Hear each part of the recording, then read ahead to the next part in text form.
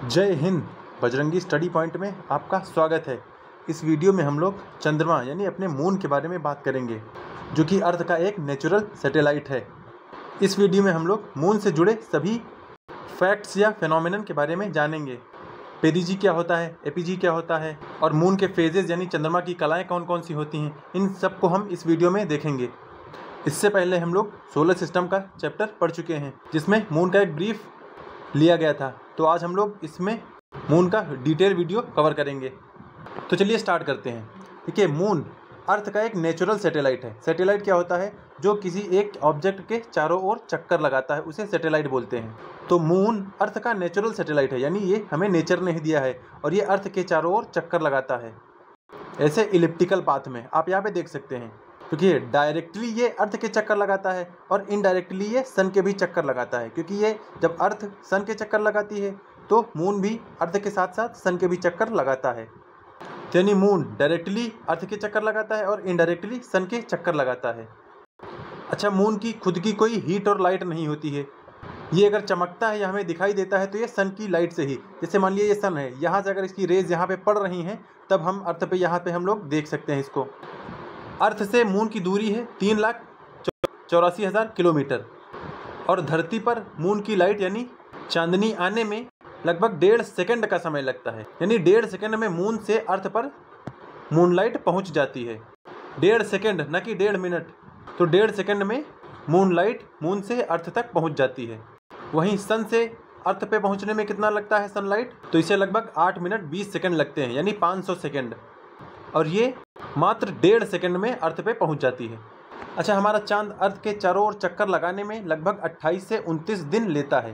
यानी अगर यहाँ से उसने स्टार्ट किया तो एक पूरा कंप्लीट चक्कर लगाने में ये 28 से 29 दिन लेता है। चांद का कोई फिक्स रोटेशन नहीं है, वो मतलब 28 से 29 दिन ले सकता है। कभी कभी 28 दिन में पूरा करेगा रेवोल्यूशन और कभी कभी 29 दिन में। अच्छा, मून पर कोई एटमॉस्फेयर नहीं है, यानी यहाँ पर कोई भी वातावरण या वायुमंडल नहीं है, तो इसीलिए यहाँ पर जीवन भी संभव नहीं है। और कोई अगर एक दूसरे से बात करना चाहे तो वो भी यहाँ पर नहीं हो सकता है।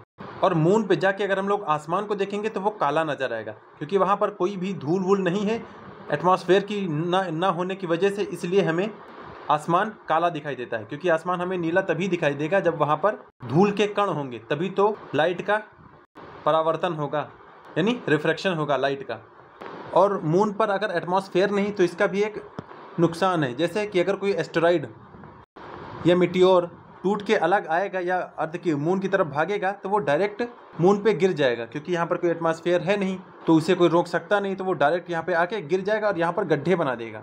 तो जो चांद में दाग होता है ना, तो वो असल में यही गड्ढे होते हैं। ये दाग वाग कुछ नहीं होता है। चांद का दाग मतलब यहाँ पर गड्ढे होते हैं, जो बड़े बड़े उसके मिटियोर्स के द्वारा लाए जाते हैं और बनाए जाते हैं, जिन्हें हम लोग क्रेटर बोलते हैं। यानी एस्टेरॉइड से अगर कोई गड्ढा बनाया जाता है तो उसे क्रेटर बोलते हैं। तो वो चांद में दाग नहीं होता है, वो चांद में गड्ढे होते हैं। फिर 2 सिचुएशन होते हैं, एक तो होता है पेरिजी, एक होता है एपीजी। जैसे हमारा सन के केस में था, एक पेरीहिलियन और एक एपीहिलियन। इसको हम लोग एक अलग इमेज में देख सकते हैं। तो देखिए, ये हमारी अर्थ है और अर्थ से जब मून एकदम पास में होता है तब इसे पेरिजी की सिचुएशन बोला जाता है। ये देखिए पेरिजी, यानी अर्थ और मून सबसे पास में होता है तब इसे पेरिजी बोला जाता है। और अर्थ से जब मून सबसे दूर होता है तब इसे एपीजी बोला जाता है। एपीजी मतलब अर्थ से मून सबसे दूरी पर होगा और पेरिजी अर्थ से मून सबसे पास में होगा। अच्छा, ये भी बताइए कि अगर अर्थ से मून सबसे पास में होगा तब हमें इसका सबसे बड़ा हिस्सा दिखाई देगा। तो अगर सबसे बड़ा हमें हिस्सा इसे पेरिजी के पास दिखाई देगा तो उसे ही बोलते हैं सुपर मून। अभी आगे से हम लोग और अच्छे से समझेंगे। 4 टर्म होते हैं, super moon, full moon, new moon और ब्लू मून। ये चारों हम आगे देखेंगे। तो पेरिजी और एपीजी की सिचुएशन आपको समझ में आ गई होगी।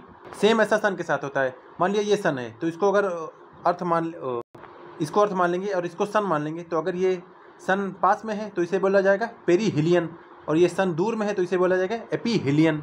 यानी सन के केस में हम लोग हिलियन यूज़ करते हैं और मून के केस में हम लोग जी यूज़ करते हैं, जिसे हिंदी में अपभू और उपभू कहा जाता है। अब हम लोग फेजेस ऑफ मून यानी चंद्रमा की कलाएँ कौन कौन सी होती हैं इनको देखते हैं। तो सपोज़ ये मैं सन एक ड्रॉ कर दे रहा हूँ, तो ये हमारा सूरज बन गया। इसको हम लोग थोड़ा और शिफ्ट कर लेते हैं। तो देखिए, जब सन और मून और अर्थ आपस में एकदम सामने होंगे, यानी मून एकदम सन के सामने होगा, तो भाई लाइट इधर से पड़ेगी, लाइट इधर से आ रही है, ये ऐसे ऐसे ऐसे ऐसे ऐसे ऐसे लाइट आ रही है, तो ये मून के इस भाग पे पड़ेगी, इधर वाले पे, तो इधर वाला भाग दिखाई देगा। और हम लोग उल्टा में हैं तो इसीलिए हमें ये भाग काला दिखाई देगा, तो इसीलिए न्यू मून इसे बोला जाता है, यानी इसे बोला जाता है अमावस्या। देखिए इधर अर्थ है और इधर तो दिखाई देगा और इधर नहीं दिखाई देगा, तो ये हो जाएगा न्यू मून यानी अमावस्या, बिल्कुल भी काला हो जाएगा ये। हालांकि दिखता है तो है, लेकिन ये सन वाली तरफ से दिखता है। तो ये पहला फेज़ है मून का, यानी पहली कला है मून की।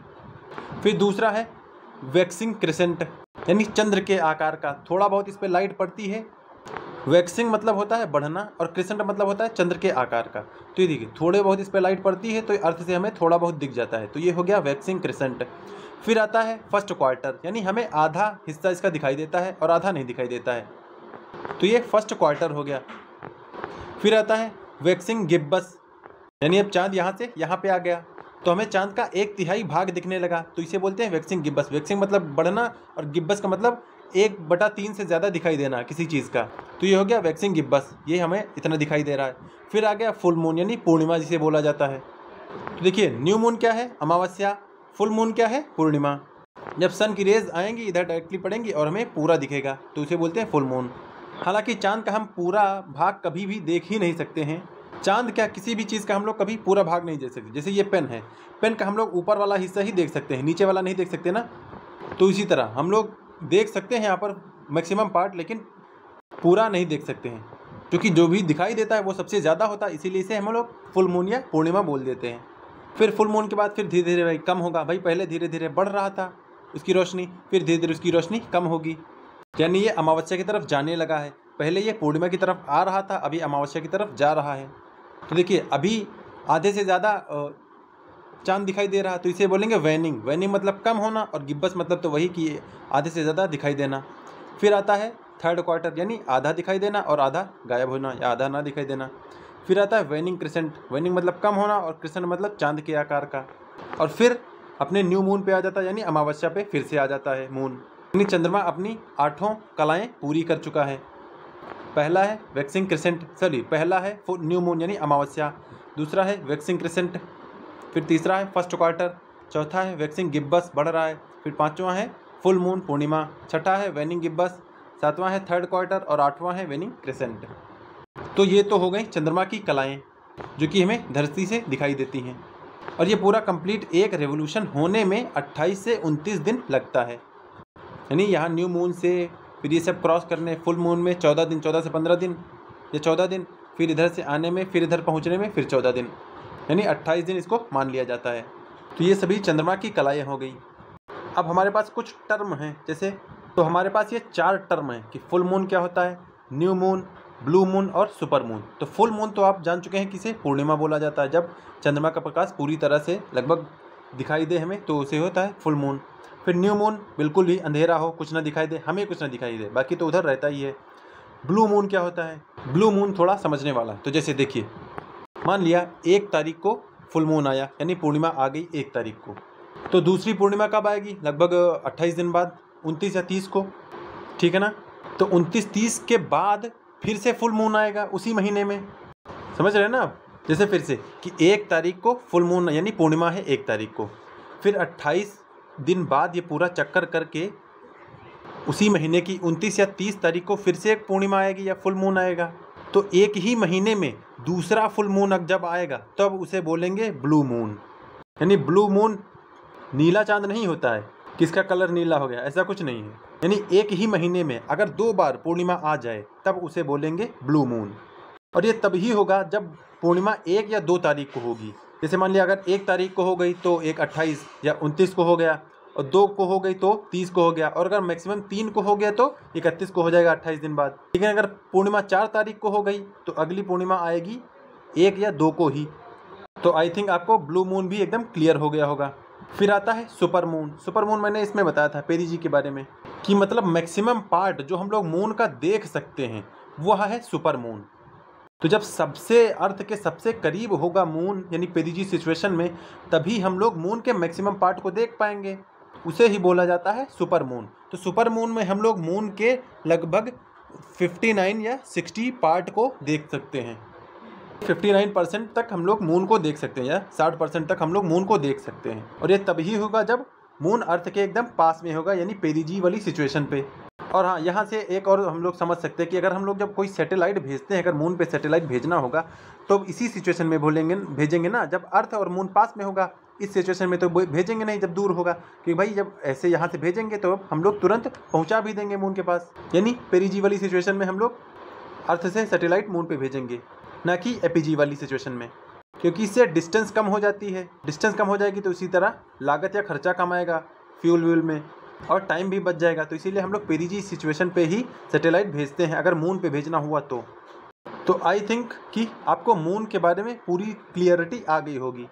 अच्छा, एक कंडीशन और होती है चंद्र ग्रहण और सूर्य ग्रहण वाली, तो हम लोग उसको भी इसमें देख लें। तो चलिए इसको एक नए अलग फिगर पे देख लेते हैं।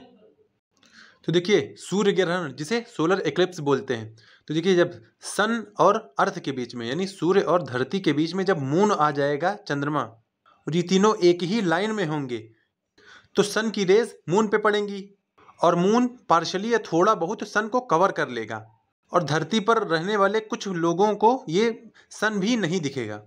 और जब मून के कारण सन ना दिखे तब इसे बोलते हैं सूर्य ग्रहण, यानी सूर्य पे ग्रहण लग गया। और ये होता है मून के कारण। जब मून इन दोनों के बीच में आ जाएगा तब सन की रेज इधर नहीं आएंगी, तब ऐसी सिचुएशन को बोलेंगे सूर्य ग्रहण। और सूर्य ग्रहण हमेशा न्यू मून यानी अमावस्या पे होता है, और ये किसी बड़ी अमावस्या पर होता है, हर अमावस्या पे नहीं। और इसमें दो कंडीशन बनती हैं, एक अम्ब्रा की और एक पेनम्ब्रा की। तो देखिए, अम्ब्रा की कंडीशन वो है कि जब मून ने बहुत ही अच्छे से इसको कवर कर लिया है और बहुत ही अंधेरा हो गया यहाँ पर, यानी डार्क हो गया एकदम ज़्यादा, तब उसको बोलेंगे अम्ब्रा की सिचुएशन। और पेनम्ब्रा की सिचुएशन यानी अंधेरा तो है लेकिन थोड़ा बहुत, यानी कम कम अंधेरा है। जैसे देखिए, मून यहाँ पे इसको पार्शली यानी पूरी तरह से अंधेरा कर देगा, लेकिन इधर बहुत थोड़ा बहुत उजाला आएगा, तो इसे बोलेंगे पेनम्ब्रा और इसे बोलेंगे अम्ब्रा। और सेम यहाँ पर चंद्र ग्रहण में होगा, जब सूरज, धरती और चंद्रमा एक ही लाइन में होंगे और जो रोशनी चंद्रमा पे पड़ने वाली थी वो अर्थ ने रोक ली, और ऐसी सिचुएशन में हमें चंद्रमा काला दिखेगा, तो इसे बोलते हैं चंद्र ग्रहण, यानी चांद पे ग्रहण लग गया। इन दोनों इमेजेस में आप सूर्य ग्रहण और चंद्र ग्रहण को अच्छे से नोटिस कर सकते हैं और इसमें डिफरेंस देख सकते हैं। और इसमें भी वही सेम अम्ब्रा और पेनम्ब्रा की सिचुएशन बनेगी। जहाँ पर ज़्यादा अंधेरा होगा वो होगा अम्ब्रा वाली सिचुएशन, और जहाँ पर कम अंधेरा होगा, ये इधर और ये इधर, ये होगा पेनम्ब्रा की सिचुएशन। तो इसी कॉन्सेप्ट के साथ हमारा मून के ऊपर जो भी हो सकता था वो हमने कवर कर लिया है। जितना भी मून से रिलेटेड एक्टिविटीज़ हैं वो सब कवर हो गई हैं। बस कुछ एक बची हैं जिनमें टाइड्स यानी ज्वार अभी बचा हुआ है। तो इस वीडियो में इतना ही, और आई होप कि आप लोगों को ये वीडियो पसंद आया होगा। वीडियो बनाने में बहुत मेहनत लगती है, तो अगर आपको ये अच्छा लगा हो तो आप इसे लाइक करिएगा। चैनल पर नए हो तो इसे सब्सक्राइब कर लीजिएगा, ताकि ऐसी ही अच्छी जानकारी से भरी वीडियोज़ आपको मिलती रहें। तो पढ़ते रहें और बढ़ते रहें। वीडियो देखने के लिए धन्यवाद।